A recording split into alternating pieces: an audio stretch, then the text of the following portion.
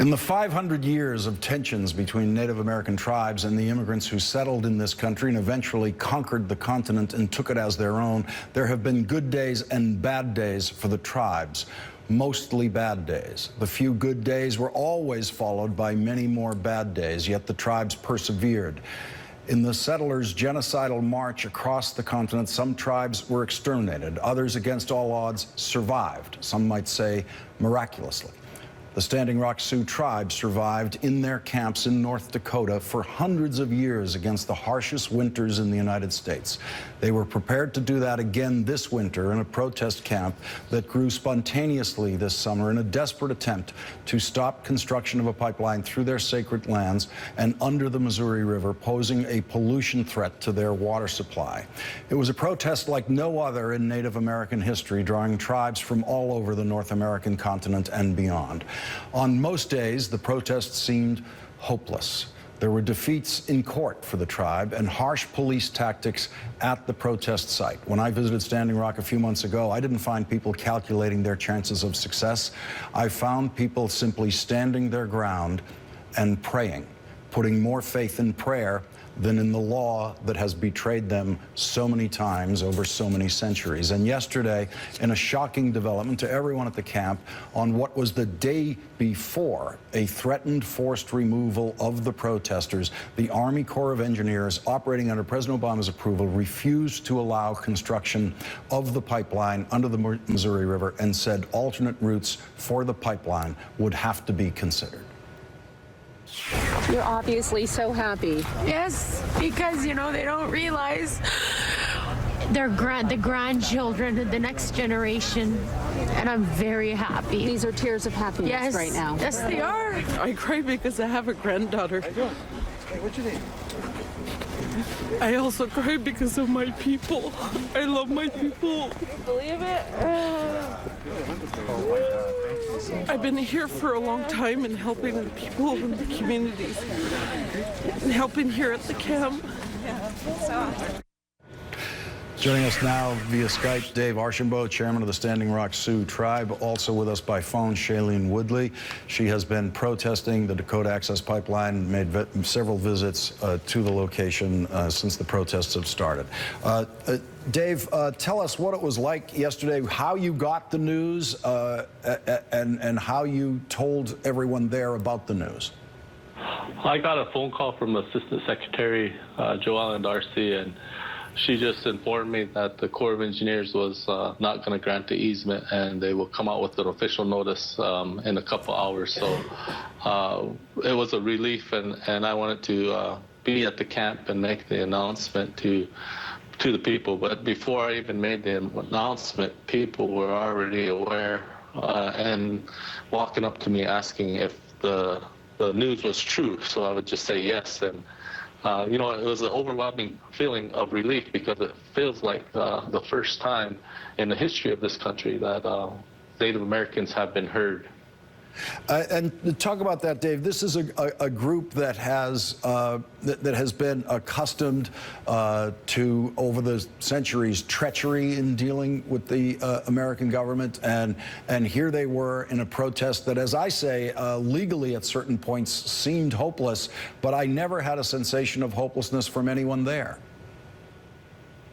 Yeah, you know, we felt like the deck was definitely stacked against us. No matter what we do, the company had every right and was moving forward regardless. Even though the federal government had asked for a voluntary stay, they said, we're going to go on no matter what. And they just put their investors' money at risk. The banks that loaned them money for this project is at risk, and they continue to force their hand on us. And it just felt like there was nothing we could do. And I truly am so thankful that this administration took the courage to.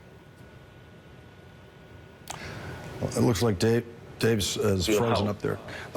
Shailene Woodley, you were one of the first to go out to Standing Rock before any of your colleagues in the acting community went out there, and I think you inspired many others to join you out there. What brought you out there, and what did it feel like yesterday when you got the news?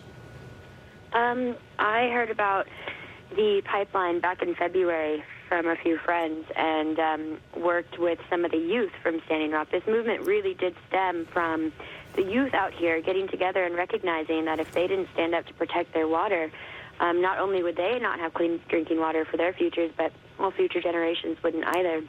And, you know, at that time it was really hard to get press. For months and months and months, nobody was paying attention, and now the whole world knows about this. And something, you know, as an outsider, as someone who's come in to support this movement, yesterday being at camp and seeing the relief and the celebration, and also the, you know, the knowledge that this is far from over. You know, there's the Pinion Pipeline that the Navajo Nation is now facing. There's the AIM Pipeline in New York. There's so many pipelines. But what this movement has done is shown that Native Americans, for far too long, like you mentioned in our country, have been silenced, have been ignored. The media hasn't paid attention. The public hasn't paid attention. The government hasn't paid attention. And now that millions of people are watching, I pray that moving forward, those millions of people continue to watch and continue to support. And I think that was the feeling that a lot of people were experiencing yesterday, was this moment of celebration, and also knowing that we have to keep our bootstraps buckled. There's a lot of work to do, and we cannot ignore the fact that there is that work to do. And how do we move forward in a good way now that we are united, and stay in a place of listening and stay in a place of humility to honor the indigenous communities and indigenous populations in our country, and support them in the issues that they're facing.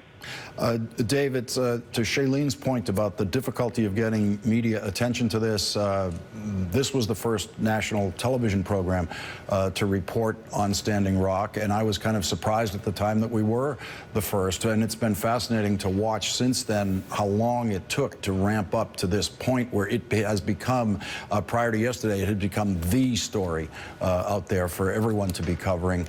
Yesterday, when that word came and you had the chance to tell everyone about it, that's one of the few times in tribal history where there's a win like this to report to them.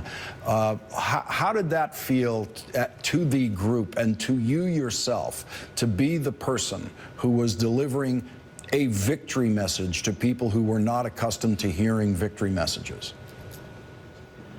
It's an overwhelming feeling that I can't describe. It's just joy and excitement and relief all at the same time. And you know, it wasn't just me that worked at this. It was everybody that was supporting and that contributed, from our legal team to our tribal staff to the people who all around the world came, all the tribes who recognized this problem and this and had a true concern for what was happening, and to finally hear the Corps of Engineers make a decision, and it was in our favor. It was almost unbelievable.